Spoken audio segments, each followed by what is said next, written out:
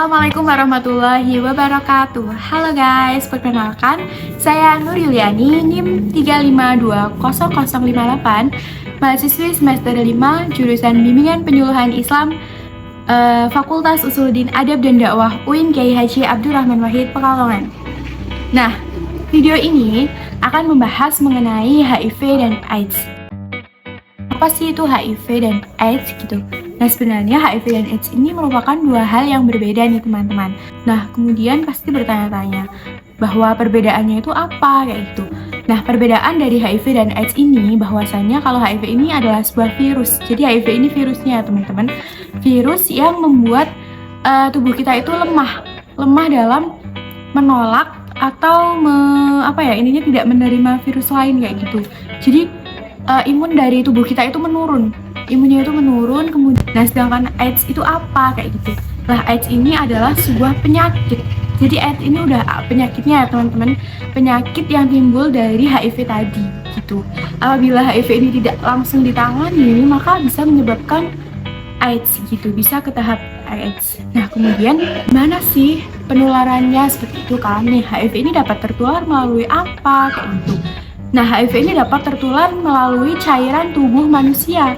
Nah, cairan tubuh manusia seperti darah, seperti cairan air mani atau sperma, kemudian cairan vagina, kemudian cairan air susu ibu kayak gitu kan. Cairan-cairan tersebut itu bisa masuk ke tubuh manusia, itu penularannya melalui apa gitu kan.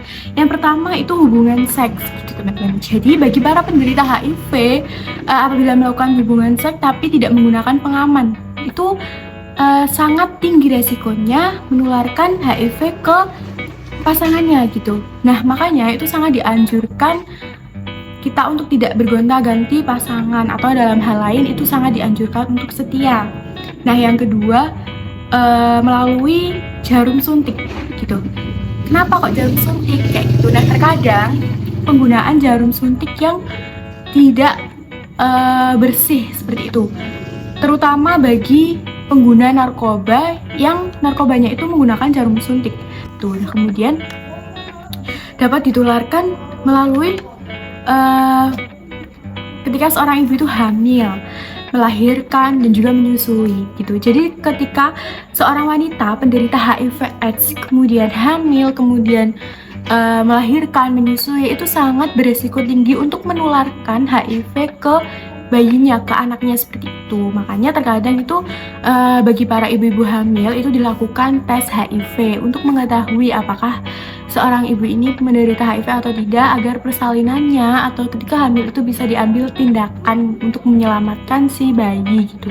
Nah, kemudian hal apa gitu yang membuat HIV ini tidak bisa ditularkan? Nah, walaupun HIV ini ditularkan melalui cairan tubuh manusia, tapi berbeda halnya dengan air liur.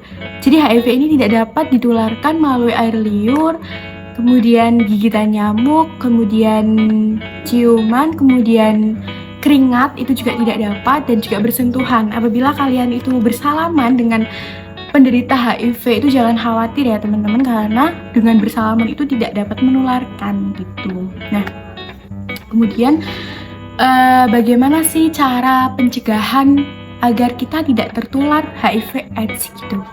Nah, pencegahan yang dapat dilakukan yang pertama itu bisa dengan saling setia terhadap pasangan gitu. Karena bagi seseorang yang bergonta-ganti pasangan seperti itu, bergonta-ganti suami, bergonta-ganti istri, itu sangat beresiko tinggi untuk terkena HIV/AIDS. Kemudian yang kedua itu dengan apa gitu? Tidak menggunakan narkoba dengan jarum suntik gitu. Karena sekali lagi bahwa penggunaan jarum suntik yang tidak aman itu sangat-sangat beresiko tinggi. Nah, kemudian jangan menjadi pendonor darah apabila positif HIV/AIDS. Itu adalah salah satu pencegahan yang termasuk dari kesadaran diri si penderita masing-masing ya teman-teman.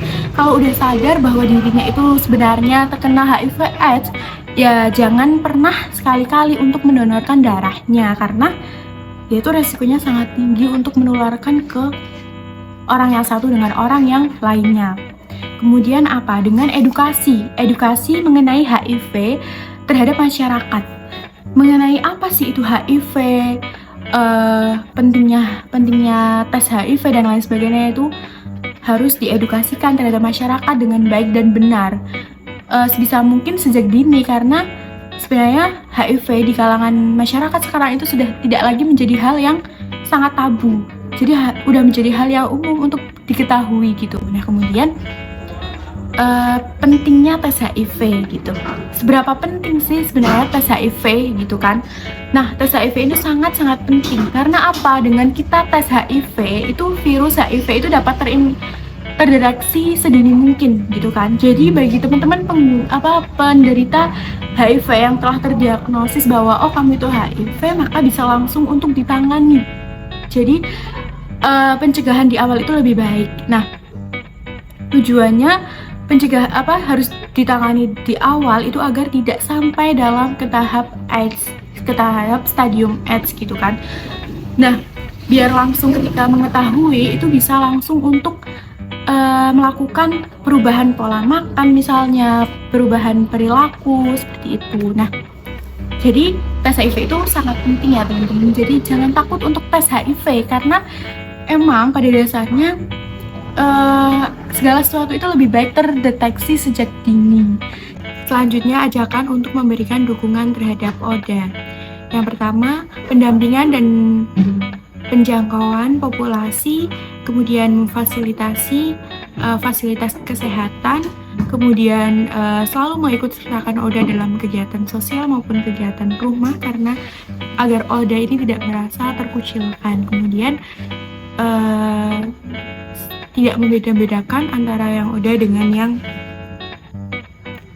orang yang sehat seperti itu. Nah, kemudian selanjutnya adalah himbauan untuk selalu hidup sehat agar tidak terkena penularan HIV ini.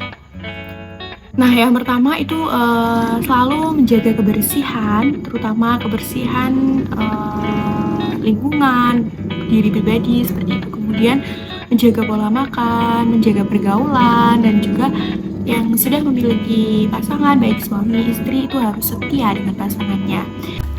Itu merupakan penyampaian mengenai HIV dan AIDS dari saya. Apabila masih banyak kekurangan, saya mohon maaf. Terima kasih buat teman-teman yang sudah nonton. Wassalamualaikum warahmatullahi wabarakatuh. Bye bye.